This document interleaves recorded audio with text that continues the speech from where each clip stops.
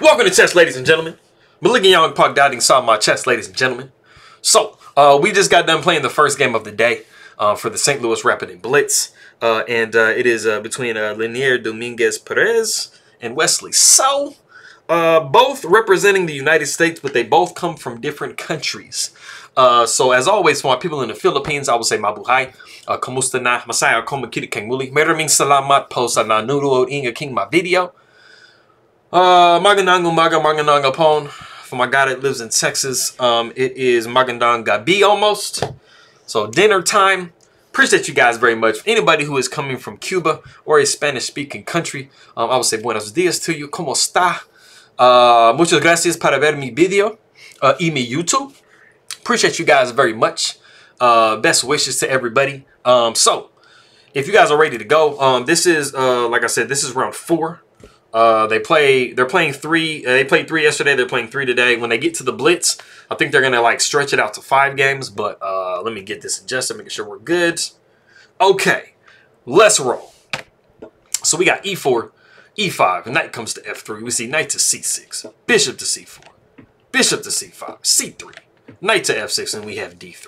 So we have the Giuco piano, and it is the Giuco pianissimo variation. So, you know, Giuco piano is Italian for quiet game. Giuco pianissimo is just very quiet game. But as you guys always know, these are usually never very quiet games. We have castles by black, castles by white.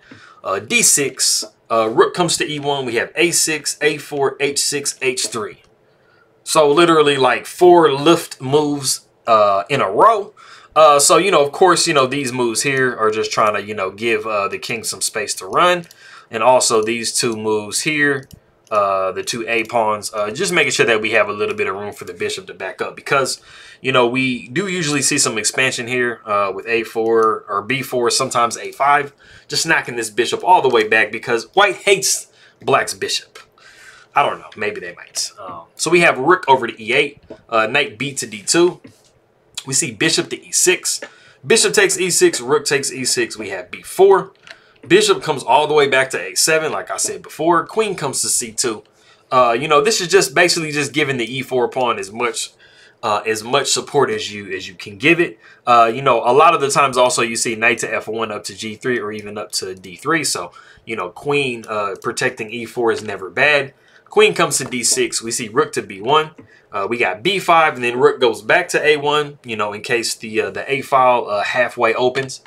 We have rook E back to E8. Knight comes down to F1. We see D5. Bishop comes to D2. So, you know, both sides are pretty much done what they needed to do. Their rooks are connected. They have their queens kind of, you know, up a little bit. So, I mean, you know, they're fighting for the advantage here. So, rook A comes to D8. And then we see knight to G3. And then we have queen to E6, and queen to E6 is the novelty of the game. So, you know, the first time this one has been played. And white makes a very, like, legitimate move in the position. We see knight to F5. I mean, this is a really, really nice outpost for the knight. You know, maybe on a good day, you have some possibilities of maybe sacking here. With either the knight or the bishop. You guys have seen that many times. You know, this king is, you know, maybe somewhat uncomfortable. But it's definitely not anything bad. I mean, you still have, you know, pretty even for black and white. Maybe slight edge to white. You have king over to H8, just sidestepping any of the tactics that might be coming up. And we see G4. So this is like very hyper aggressive. You know, the king isn't like probably looking the best for you to open the position up. You know, both kings are a little bit, you know, kind of like, I say bereft, lacking, you know, protectors. You only kind of have the knight for each player. Pawn takes E4, yeah, pawn takes E4, and then you have queen down to C4. You see queen over to A2. You know, we're just trying to get the queens off the board. Queen takes on A2, rook takes on A2, and then we have rook down to D3. And as scary as rook to D3 looks, it's not the craziest, you know, move. It does attack this knight, but the knight is actually very easily defended after king comes to G2. So, I mean, you know, you're still looking pretty good. And then we actually have H5. So, you have a decision to make here as white. And this is always a decision when you have, like, a situation in front of your king. Do you open the position or you keep it closed? And like I said before, since this king is a little bit loose and this king is a little bit loose, it doesn't really benefit either side. for the position to be open. So we actually see G5 in the position, just trying to keep it as closed as possible. You know, we're going to be knocking this knight somewhere. So the knight decides to go back to G8. We see pawn takes B5, and then we see pawn takes B5. And this is actually a pretty critical point in the game, because in this position, white is actually very much ahead. You know, they are a little bit further advanced. You know, they have this knight up here. Yes, this rook is down here, but it's not really attacking anything. This knight is backed up all the way to the back. This bishop is a little bit loose. This knight, you know, the pieces for black just aren't really super coordinated. So this is really just white's game to kind of just give away. So if you want to go ahead and pause the video and see what white can play in this position to just further their advantage, go ahead and do so.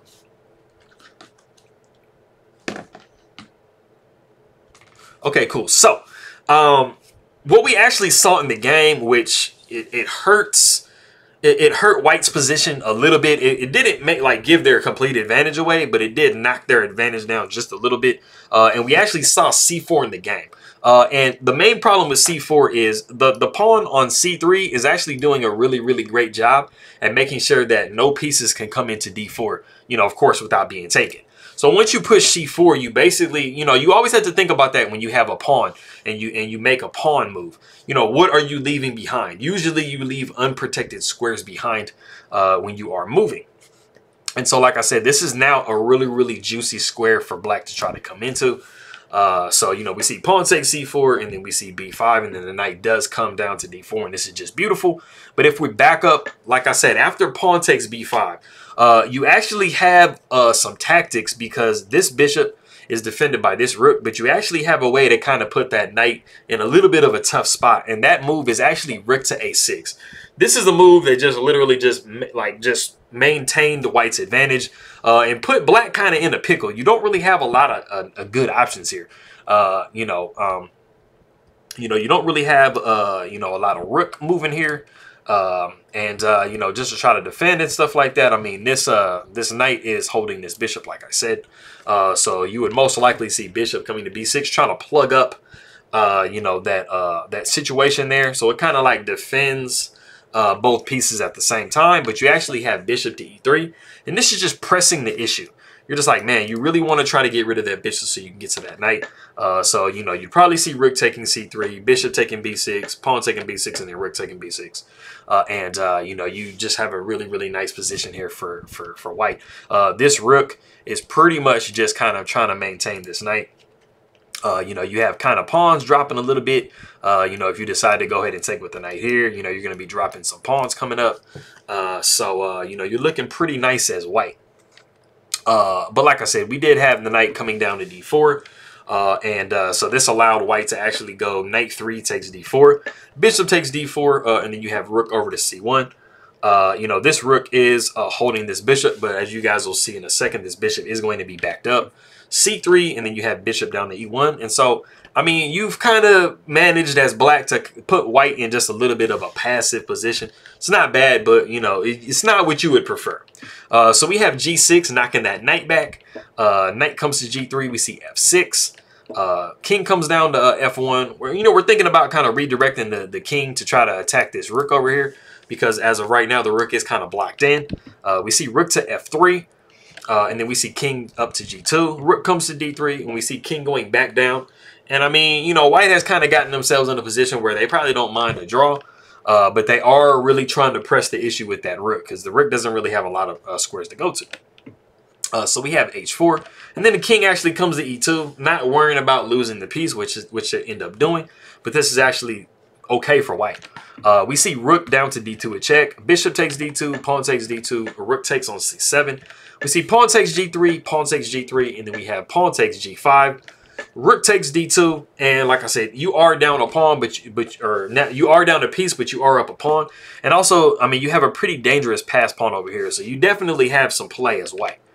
So we have knight to F6. We see B6, and this is pressing the issue, because if you can get this pawn to B7, you're going to be pushing this rook to C8, and you're going to be checking the king, and you're going to have to go into a trade, and you're going to be getting a queen. So we definitely can't allow that. So the bishop takes on B6, and then we have rook to C6, forking the bishop and the knight. We see knight taking E4, rook taking B6, knight taking D2, king taking D2.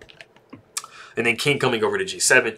We see king up to E3, rook coming over to A8. We see rook to B7 with check, king comes to H6.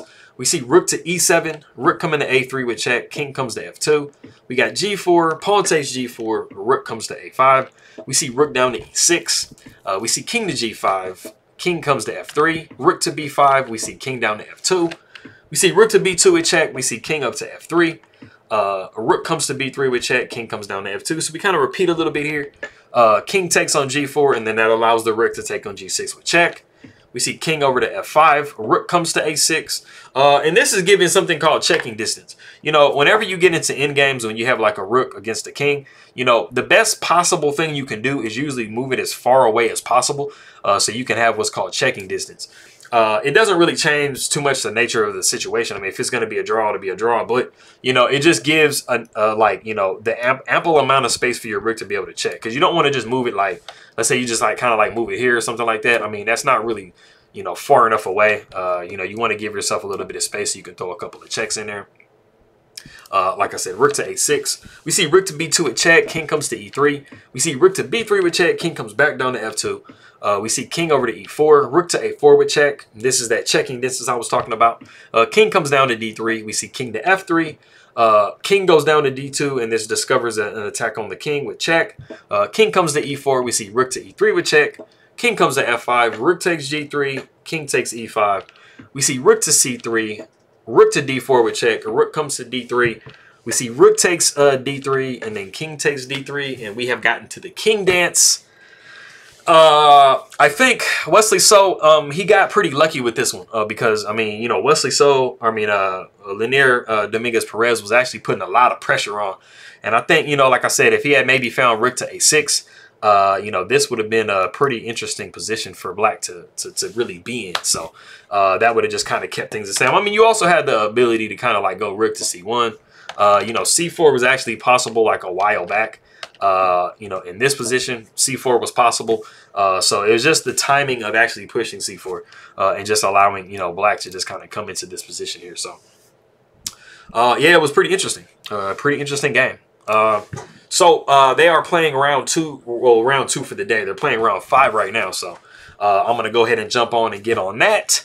But I appreciate you guys very much. I'm going to go ahead and get these good mornings for my people in the Philippines. I will say, Mayong Buntag, Mayad na agahan, Naibeg na bigat, Masantos ya kabuson, Marhe na aga, Buenos dias, Mayong aga, Mapia na uma, Kaping kapuno dios, Mayapa abak, Mayad na aga, Mapia agay, Mapia kapapita, my big abukla, Marajana Buntag, Maria Mainat, Malpay na aga, Kasanyangan si LB.